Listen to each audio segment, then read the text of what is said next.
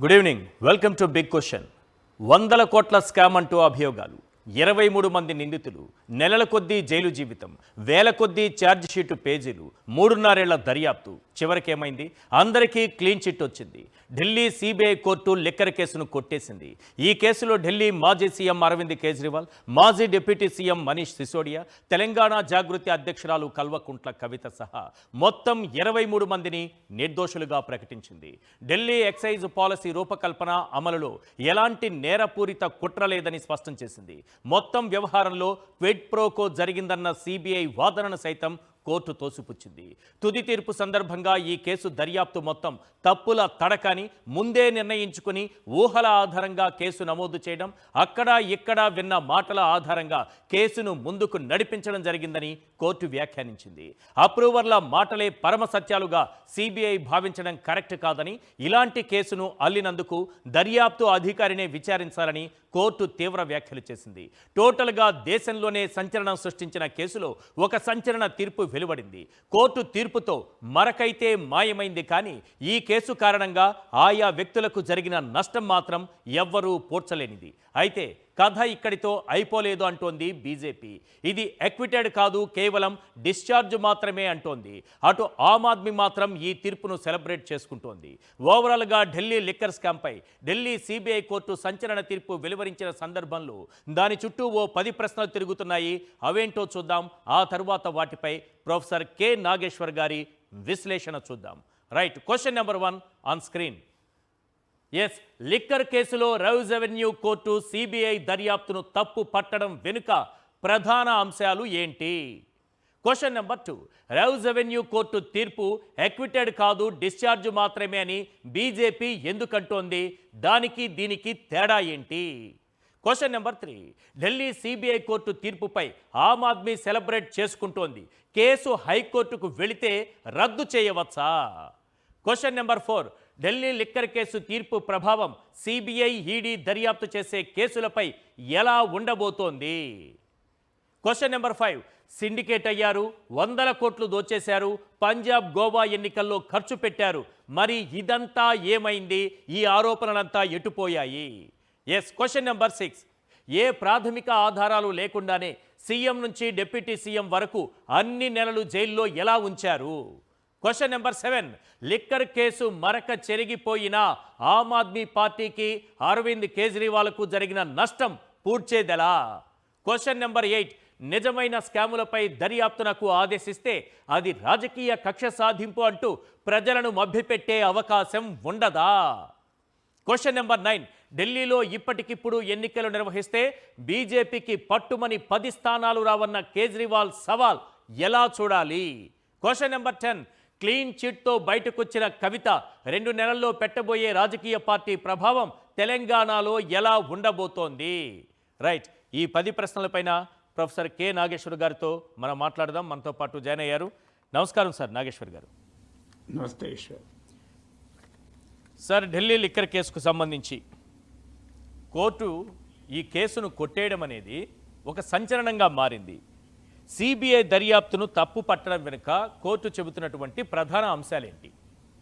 మీరు అన్నట్టు ఈశ్వర్, సాధారణంగా సిబిఐ కేసులు, ఈడీ కేసుల్లో ఎక్కువ భాగము కన్విక్షన్ రాదు. ప్రొలాంగ్డ్ ఇన్వెస్టిగేషన్ చివరకు శిక్షలు నామమాత్రమే పడేవి. చాలా కొద్ది శాతం కేసుల్లో మాత్రమే శిక్షలు పడతాయి. అందులో పొలిటికల్ కేసెస్లో కన్విక్షన్ రేటు నెగ్లిజిబుల్. అది 1%, 0.5% లెక్కలు పెట్టుకోవాలి. సో అందువల్ల ఇలా కోర్టులు కొట్టివేయడం కొత్త కాదు. కానీ ఇక్కడ చాలా కీలకం ఏంటంటే, అసలు విచారణ చేసి నిర్దోషి అని తేలడమే కాదు, అసలు కేసే లేదు, ఛార్జెస్ ఎక్కడి అని చెప్పి కోర్టు చెప్పింది. సో ఒక రాజకీయపరమైన కేసులు పెట్టడానికి ఇన్స్టిట్యూషన్ హెల్త్ను ఎలా సాక్రిఫైస్ చేస్తారు అన్న ప్రశ్నలు లేవనెత్తుతున్నాయి. అంటే మీకు సిబిఐ ఇన్వెస్టిగేటింగ్ ఆఫీసర్ పై కూడా కోర్టు విచారణకు ఆదేశించింది. సో రాజకీయ ప్రభువుల ఆదేశాల మేరకు ఇన్వెస్టిగేటింగ్ ఏజెన్సీస్ పనిచేసేటప్పుడు కనీసం ఇన్స్టిట్యూషనల్ హెల్త్, మా సంస్థ ఈ సంస్థల గౌరవాన్ని కాపాడుకోవాలి అనేటువంటి సోయి అధికారులకైనా ఉండాలి, రాజకీయ నాయకులకైనా ఉండాలి. ఎందుకంటే ఈ కేసు ప్రాధాన్యత ఏంటి అంటే అసలు ఏ ఆధారము లేకుండా అప్రూవర్ స్టేట్మెంట్ ఆధారంగా ఈ కేసు పెట్టాలన్నది ఇందులో కీలకమైన అంశం. మీరు ఇందులో 598 పేజెస్ తీర్పు, 598 పేజీలు, పేరా 469 చదవండి. అందులో ఎంత క్లియర్గా చెప్పారంటే ముందు కేసు పెట్టాలని అనుకున్నారు, దానికి కావలసిన సమాచారాన్ని క్రోడీకరించారు, చేర్చారు, దానికి కావాలని ఒక వాదన అల్లారు, వాదన అల్లి ఇద్దరిని అరెస్ట్ చేశారు, అరెస్ట్ చేసి అందులో ఒకరిని ఒత్తిడి చేసి అప్రూవర్గా మార్చారు. ఆ అప్రూవర్ ఇచ్చినటువంటి దాన్ని సాక్ష్యంగా తీసుకుని కేజ్రీవాల్ పైన ఇతరుల పైన అభియోగాలు మోపారు. అప్రూవర్ ఇచ్చిన ఆ స్టేట్మెంట్ ఆధారంగా తప్ప మరే రకమైన మెటీరియల్ లేకుండా కేసును ప్రొసీడ్ చేసి నెలలు జైల్లో పెట్టారు. ఇలా జైల్లో పెట్టడం ద్వారా వ్యక్తిగత లిబర్టీకి వచ్చే క్వశ్చన్ సమస్య ఏంటి అని కోర్టు అడిగింది. చాలా సింపుల్గా చెప్పాలంటే ఈశ్వర్, మీ మీద నా మీద కేసు పెడతారు. చాలా సింపుల్గా చెప్తాను, సామాన్యులకు అర్థమయ్యేటట్టు. మీ మీద నా మీద కేసు పెడతారు. కేసు పెట్టిన తర్వాత మీరు బెయిల్ అడుగుతారు. మీ బెయిల్ను సిబిఐ తీవ్రంగా వ్యతిరేకిస్తుంది. ఈశ్వర్కు బెయిల్ ఇచ్చే ప్రసక్తే లేదు. ఈయన చాలా ప్రమాదకరమైన వ్యక్తి, ఈ కేసులో కీలక ముద్దాయి. ఈయన బెయిల్ వస్తే మొత్తం కేసే తారుమారయ్యే ప్రమాదం ఉంది, న్యాయం అన్యాయం అయ్యే ప్రమాదం ఉంది అని సిబిఐ మీ బెయిల్ను తీవ్రంగా వ్యతిరేకిస్తుంది. మిమ్మల్ని వేధిస్తుంది, ఒత్తిడి తెస్తుంది, టార్చర్ పెడుతుంది, మీ బంధువులు బెదిరిస్తుంది, మీ కుటుంబాలను బెదిరిస్తుంది. ఇక ఆఖరికి మీరు భరించలేక ఒకరోజు అప్రూవర్గా మారతారు. అప్రూవర్ అంటే ఆన్ ప్రాసిక్యూషన్ తరఫున సాక్షి. మీరు అప్రూవర్ అంటే మీనింగ్ అది లీగల్ టర్మ్ అంటే విచారణ జరుపుతున్న సిబిఐకి మీరు సహకరించడానికి మారిపోతారు. అలా అప్రూవర్గా మారినందుకు మీకు కాస్త ఏమైనా రిలీఫ్ దొరుకుతుంది. తర్వాత మీరు ఒక అక్యూజ్ చేస్తారు, నాగేశ్వర్ అంటాడు అసలు దోషి, ఆయన ఇట్లా చేసిండు అట్లా చేసిండు అంటారు. దాంతో నన్ను తీసుకుపోయి లోపలేస్తారు. సో చూడండి ఈ ప్రాసెస్. అప్పుడు మళ్ళీ ఏమవుతారు, మీరు బెయిల్కి మళ్ళీ మూవ్ చేస్తారు. అప్రూవర్గా మారిన తర్వాత వెంటనే మీకు బెయిల్ వచ్చేస్తుంది. బెయిల్ అప్పటిదాకా మీ బెయిల్ను తీవ్రంగా వ్యతిరేకించిన సిబిఐ మీరు అప్రూవర్గా మారుతారని తెలవడంతోనే మీ బెయిల్ను ఏమాత్రము వ్యతిరేకించదు, మీకు బెయిల్ రావడానికి సహకరిస్తుంది. సో ఇదంతా మీకు ఏమనిపిస్తుంది, సినిమా నాటకంలాగా అనిపిస్తలేదా? సో అదే జరిగింది ఇప్పుడు కేజ్రీవాల్ కేసులో కూడా. ఒక చీఫ్ మినిస్టర్ను కూడా 156 రోజులు 156 days జైలు వేయచ్చు. సో ఈ కోర్టు అదే అన్నది, ఒక కాన్స్టిట్యూషనల్ పొజిషన్ లో ఉన్న వ్యక్తిని, ఒక రాజ్యాంగబద్ధమైన ముఖ్యమంత్రి పదవిలో ఉన్న వ్యక్తిని ఒక నేరము చేసిన కేసులో నిందితుడు అప్రూవర్ గా మారి ఒక ఆరోపణ చేస్తే ఆరోపణ ఆధారంగా ఆయన 156 జైల్లో పెడితే 156 days అది రూల్ ఆఫ్ లాకు అడ్డంకి కాదా అని ఇది కోర్టు. కరెక్ట్. ఇక చట్టం ఎక్కడి చట్టబద్ధ పాలన ఏంటి? సార్ రెండవ ప్రశ్న, రైజ్ అవెన్యూ కోర్టు తీర్పు ఎక్విడెడ్ కాదు డిశ్చార్జ్ మాత్రమే అని కొందరు అంటున్నారు, ప్రత్యేకించి బీజేపీ అంటున్నారు. ఏంటి అదైనా ఇదైనా ఒకటే మీనింగ్ కొంత కనిపిస్తోంది, దానికి దీనికి తేడా ఏంటి సార్? నేనేమి ఈగల్ కాదు, కానీ లీగల్ లూమినరీస్ స్పష్టంగా చెప్తున్నారు. లీగల్ లూమినరీ చెప్పేది ఏంటంటే, అయ్యా అక్విటెడ్ కన్నా డిశ్చార్జ్ అనేది నిందితుడికి ఇంకా ఎక్కువ గొప్ప రిలీఫ్ ఇచ్చినట్లు. నాకు తెలిసిన పరిమితమైన లీగల్ పరిజ్ఞానంలో ఫస్ట్ కేసు ఉండాలి, కేసులో చార్జెస్ ఫ్రేమ్ చేయడానికి ప్రైమా ఫేసి ఎవిడెన్స్ ఉండాలి, ప్రాథమిక సాక్ష్యాధారాలు. ఆ ప్రాథమిక సాక్ష్యాధారాలు కూడా గ్రేవ్ ప్రపోర్షన్ ఉండాలి, ఏదో వట్టిగా కాలక్షేపం కూడా లేదు. అప్పుడే క్రిమినల్ కేసు ముందుకు పోవాలి. ఇంకా సింపుల్ గా మీకు సామాన్య భాషలో మీకు చెప్తాను, మీరు ఒక ఫుడ్ ఆర్డర్ చేస్తారు, అవును, ఫుడ్ టేస్ట్ ఉంది లేదో అని తీర్పు ఎప్పుడు చెప్తారు? తిన్న తర్వాత చెప్తారు. కంపు కొడుతా ఉంటుంది, పాసిపోయి ఉంటుంది, మీరు పడేస్తారు. అవును, మీరు పడేస్తారు తినకుండా. అంటే ఇప్పుడు పడేయడం అనేది తిరస్కారం ఎక్కువైతుందా, తిన్న తర్వాత బాగాలేదనడం తిరస్కారం ఎక్కువైతుందా? ఏది ఎక్కువ తిరస్కారం చెప్పండి. సో తిన్న తర్వాత బాగలేదు అనడం ఎక్కువ తిరస్కారం అంటే అది బీజేపీ. అది ఎట్లా ఎక్కువ తిరస్కారం? తిన్నాడు, రుచిగా లేదు అన్నాడు అంతే, అది నిర్దోషి అన్నది. ఇక్కడ పాలిపోయింది చెప్పి తీసి ఎదురుకొట్టాడు. తినడానికి అర్హత లేదు, ఇది రుచి ఉందా లేదా తర్వాత ముందే పడేస్తాం. అంటే which is the greater rejection? Discharge తినకుండా పడేయడం డిశ్చార్జ్ కదా. అప్పుడు నేను చెప్పిన సింపుల్ లాంగ్వేజ్ లో అది. So discharge is the greater rejection of the case. Acquitted తో పోలిస్తే ఇక నీకు అక్విటెడ్ కొద్ది కనీసం తిన్నావు, తినబుల్, ఇది తినబుల్ కూడా కాదు, ఈటబుల్ కూడా కాదు. ఇంకో సింపుల్ ఉదాహరణ చెప్తాను. ప్రభుత్వము మీ ఒక రోడ్ వేయాలని నిశ్చయం తీసుకుంటుంది. ఆ రోడ్డు సరిగ్గా మీ ఇంటి ముందరికి పోతుంది, మీరు బెనిఫిట్ అవుతారు. ఈశ్వర్ని బెనిఫిట్ చేసుకోవడానికే ప్రభుత్వం ఈ రోడ్ వేసిందని క్రిమినల్ కేసు పెట్టొస్తుందా? మీరు బెనిఫిట్ అయ్యారు దానికి. అందుకే ఈ కోర్టు ఏమన్నదంటే ఢిల్లీ లిక్కర్ పాలసీ వల్ల కొంతమంది ప్రైవేట్ కంపెనీలు బెనిఫిట్ అయితే బెనిఫిట్ కావచ్చు, కానీ దాని ఆధారంగానే క్రిమినల్ కేసు పెట్టలేమో అన్నది. Right sir. ఇప్పుడు ఈ తీర్పు పైన, సిబిఐ కోర్టు ఇచ్చిన తీర్పు పైన ఆమ్ ఆద్మీ అయితే హ్యాపీగా ఉంది, సెలబ్రేట్ చేసుకుంటోంది, అంతా అవుతోంది.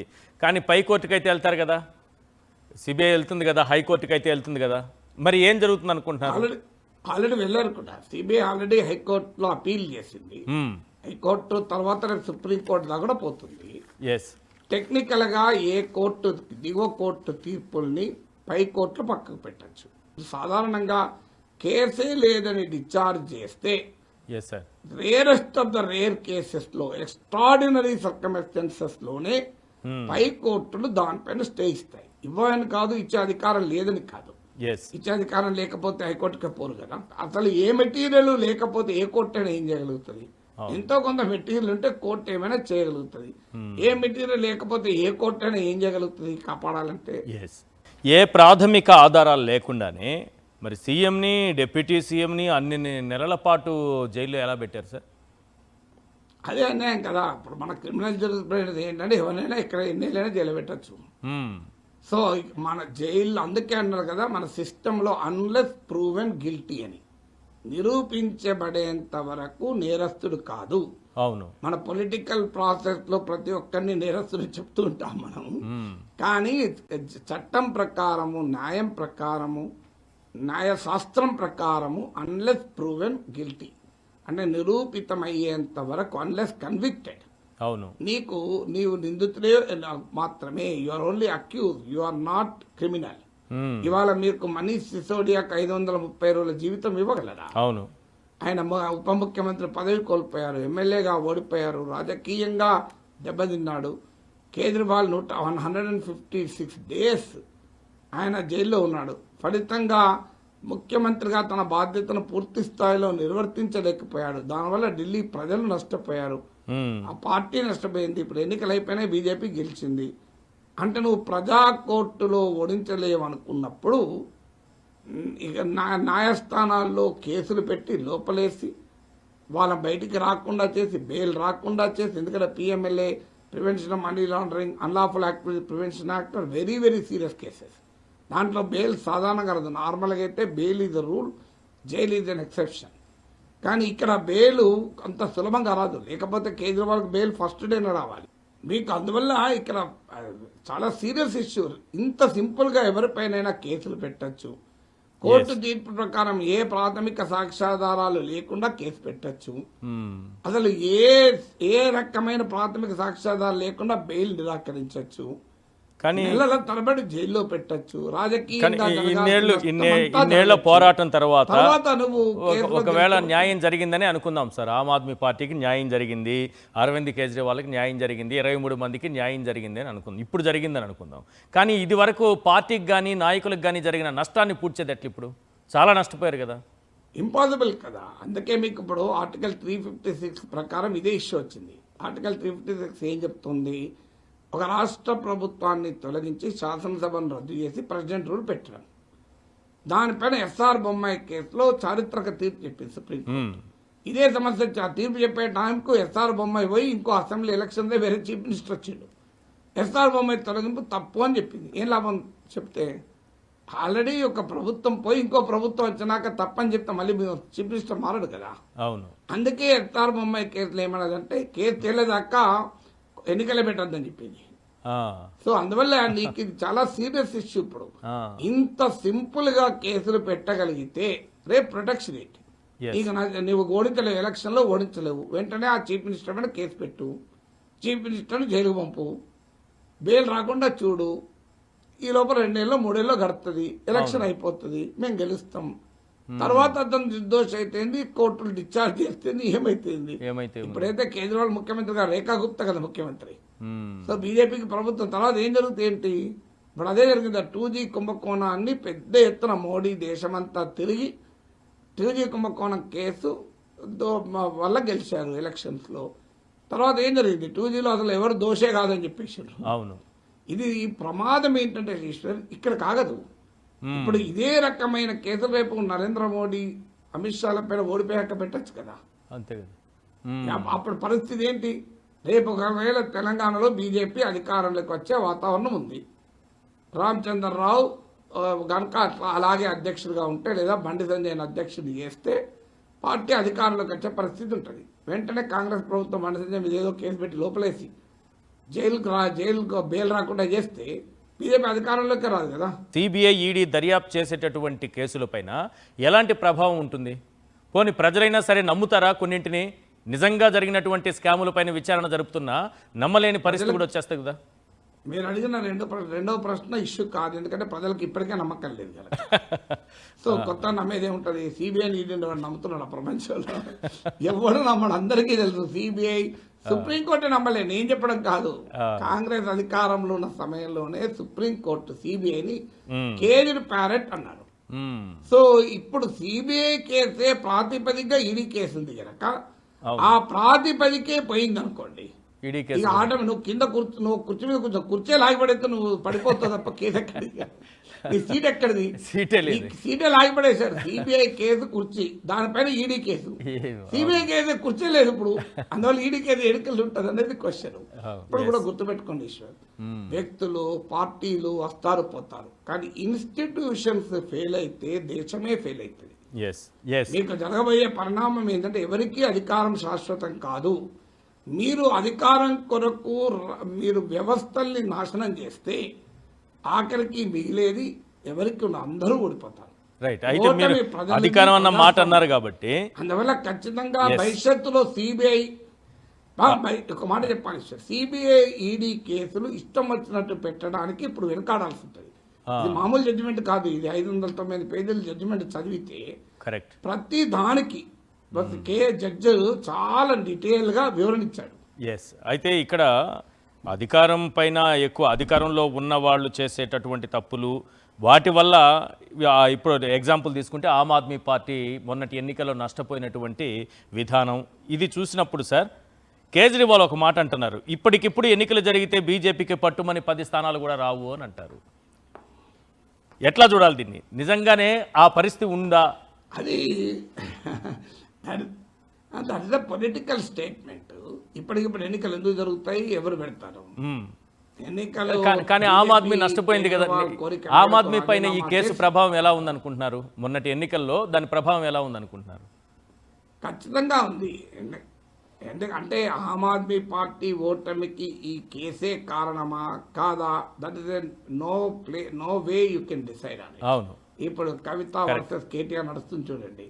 బీఆర్ఎస్ రాజకీయంగా నష్టపోయిందని కేటీఆర్ అంటే, ఆ వల్లే ఓడిపోయిందా అని కవిత అంటుంది. అందువల్ల వీ కెనాట్ రియలీ జడ్జ్. ఒక ఎన్నికల ఫలితానికి అనేక ఫ్యాక్టర్ దోహదం చేస్తాయి. కానీ మీకు ఇక్కడ ఇంట్రెస్టింగ్ పాయింట్ ఏంటంటే, కేజ్రీవాల్ ఈ కేసునే రెఫరెండంగా ప్రజల్లోకి వెళ్ళాడు. అంటే నేను తప్పు చేశానని భావిస్తే నన్ను ఓడించండి, కరెక్ట్, నేను సీఎం చైర్లో కూర్చోాలనుకుంటే నన్ను గెలిపించండి, నేను జైల్లో ఉండాలనుకుంటే నన్ను ఓడించండి అని వెళ్ళాడు. ప్రజలు నమ్మారు కనుకనే ఆ రెఫరెండంలో కేజ్రీవాల్కు వ్యతిరేకంగా తీర్పు చెప్పారు. ఇప్పుడు ఒక అవినీతి పరుడు లంచం తీసుకుంటే ఎవరు పట్టించుకోరు. అవును. కానీ ఒక నిజాయితీ పరుడు లంచం తీసుకుంటే ప్రజలు అంగీకరించలేరు. ఎందుకంటే ప్రజల ఎక్స్పెక్టేషన్ వేరుంటుంది. ప్రజల ఎక్స్పెక్టేషన్ మీకు ఉదాహరణ త్రిపురలో మీకు మాణిక్ సర్కార్ అని డిప్యూటీ ఫార్మర్ సీఎం ఉన్నాడు, ప్రతిపక్ష నేత. అవును. ఆయనకు ఈ బ్యాక్ పెయిన్, సయాటికా పెయిన్ వచ్చింది. సో ఆయన ఏమని అడిగారంటే, అపోజిషన్ లీడర్ గా ఆయనకు ఒక వెహికల్ ఉంటుంది, నాకు రాష్ట్ర ప్రభుత్వం ఇచ్చిన వెహికల్ ఇబ్బందిగా ఉంది. ఎందుకంటే నేను డబ్బున్నవాడు కూడా కాదు, చాలా సాధారణ మధ్యతరగతి జీవి. అవును. సో ఆయన ఏమనంటే నాకు ఈ కార్లో ఈ సయాటికా పేరుంది, ఒక ఇన్నోవా ఇప్పియండి అని లెటర్ పెట్టాడు. నీకు తెలుసా త్రిపురలో అది పెద్ద రాజకీయ వివాదమైంది.